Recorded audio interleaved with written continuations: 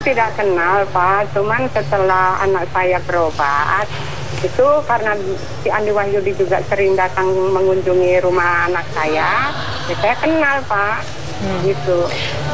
Awal perkenalan anak ibu dengan Andi itu bagaimana Bu? Mungkin bisa diceritakan singkat Bu. Ya kan saya tinggal di daerah di Jawa Tengah, tepatnya di daerah Brebes. Lalu saya sering mengunjungi ke anak-anak saya. Sepertinya anak saya itu kan bukan saya punya anak 4. Lalu saya kalau mau nengok anak saya tuh datang ke Jakarta dari daerah, begitu Pak. Termasuknya saya ngunjungin anak saya Hairiantira. Mengunjungi anak saya Hairiantira sampai saya tungguin gitu. Kadang-kadang saya juga nginep di rumahnya salah satu anak saya yang saya kunjungi begitu. Jadi disitulah saya kenal dengan si Andi Wahyudi yang semula seorang pengobatan yang diantar oleh suaminya, bahkan pernah diantar juga sama ibu mertuanya begitu. Jadi pelaku ini adalah terapis untuk pengobatan alternatif bagi anak Anda ya Bu ya? Iya, pertama kalinya kenal itu, gitu. Kalau saya sih memang datangnya untuk menengok anak saya dari daerah, saya ajaknya ke rumah sakit, bukan ke tempatnya pengobatan alternatif, seperti ke MMC, saya antar. Bahkan di Opnam juga saya tungguin, seperti itu. Jadi saya belum pernah mengantar berobat ke Andi Wahyudi tersebut gitu. Sudah berapa lama Bu anak Anda kenal dengan Andi Wahyudi ini berarti? Ya dari sejak diantar pengobatan tersebut sekitar 2 tahun lebih lah, kurang lebih 2 tahunan sampai saat ini. Itu terjadinya anak saya dianiaya sampai meninggal, sampai katakan dibunuh oleh si Andi Wahyudi tersebut Bu. Tadi Bu katakan Andi Wahyudi ini teman SMP dari Putri Bu? Betul, dulu pernah satu SMP dengan anak saya. Cuman lama nggak pernah ketemu, nggak pernah dari usia berapa tahun itu, sejak SMP sampai berumah tangga punya anak 2, itu kan ketemu diantar sama suaminya begitu. Bu, saya mohon maaf kalau pertanyaan saya ini mungkin agak mengganggu Bu. Apakah keretakan rumah tangga putri Ibu itu salah satunya akibat kedekatannya dengan Andi Wahyudi Bu?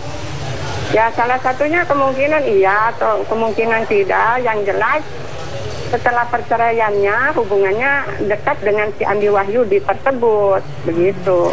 Ibu, selama anak Anda dekat dengan Andi Wahyudi, apa pernah mungkin menerima perlakuan kasar atau pernah menerima ancaman-ancaman yang diceritakan kepada Anda?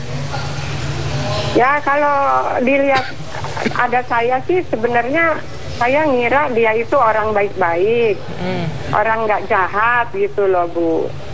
Jadi setelah kejadian seperti ini hilang dari bulan November sampai baru ketemu sekarang setelah kejadiannya, saya menanyakan keberadaan anak saya kepada Andi Wahyudi. Tapi di situ Andi Wahyudi tidak mengakui bahwa si anak saya itu berada di mana, begitu. Apa jawaban Andi Wahyudi ketika Anda menanyakan pertama kali mengenai keberadaan putri Anda, Ibu?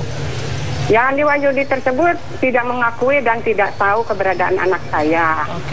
Setelah saya ingat, saya telusuri, anak saya itu beli 1 buah mobil, Honda Mobilio. Waktu itu Bu, saya sendiri yang disuruh untuk membeli mobil tersebut. Kan begitu Bu. Ya, setelah itu saya terus menanyakan kepada dealer Honda. Itu, apakah ini BPKB-nya sudah diambil sama anak saya apa belum gitu loh Bu. Jawaban yang diterima? Setelah itu Honda pertama kali mengatakan belum. Nah saya datang ke dealer Honda bersama wakil ketua RT di daerah saya tinggal dulu gitu. Bu, itu kan diperkirakan dibunuhnya pada tanggal 30 Oktober, artinya akhir Oktober 2014. Sejak saat itu, Ibu tahu nggak kalau putri Ibu itu dibunuh oleh Andi? Atau Ibu taunya kapan bahwa putri Ibu kemudian jadi korban pembunuhan? Saya semula tidak tahu, Pak, karena saya pikir namanya orang sudah barusan berpisah dengan suaminya, dan saya tahu kalau dia itu hubungan dengan si Andi Wahyudi. Saya pikir lagi ngadem begitu, istilah kita tuh lagi menenangkan diri begitu. Nah, jadi pertama kali November tidak bisa dihubungi nomor HP-nya, bahkan tidak pernah juga menghubungi keluarga ataupun teman ataupun siapa saja, tidak pernah dihubungi. Nah, itu dilaporkan pertama kali, Pak, sama adiknya gitu, yang bernama Atik Hartati itu. Oh, jadi bulan November itu sudah dilaporkan ke polisi ya, Bu? Sudah, cuman pada waktu itu ya dianggapnya hilang biasa gitu. Hilang biasa tuh artinya lagi karena sudah dewasa dan kabur dengan pacarnya gitulah ya. Iya, begitu. Nah, setelah ditunggu-tunggu gitu, ditunggu-tunggu kabarnya, dicari kemana saja informasinya, apa segala tidak kita dapati. Lalu saya sendiri melapor ke Polda Metro Jaya. Kapan itu, Bu? Itu saya melapor tanggal 14 April, Pak. Tanggal 14 April. Jadi ada hampir jeda waktu 5 bulan ya, Bu ya? Iya. Ibu Rukmila, Ya, ketika ya, November itu Anda melapornya ke Polres mana atau di Polsek mana? itu anak saya yang ya adiknya yang Hairian Tira itu yang melapor gitu. Diceritakan nggak ke mana dilaporkan pada saat itu, polisi mana? Ke Polda Metro Jaya, Bu. Ke Polda Metro Jaya juga?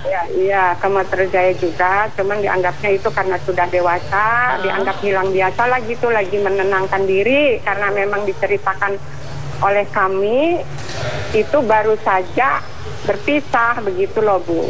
Oke. Ibu, informasinya Anda juga sempat datang ke rumahnya pelaku dan menemukan kendaraan yang dibeli anak Anda di rumah pelaku. Bagaimana peristiwa saat itu bisa diceritakan, tapi nanti Ibu kita jeda dulu sejenak. Kabar Petang akan kembali saat lagi usai jeda.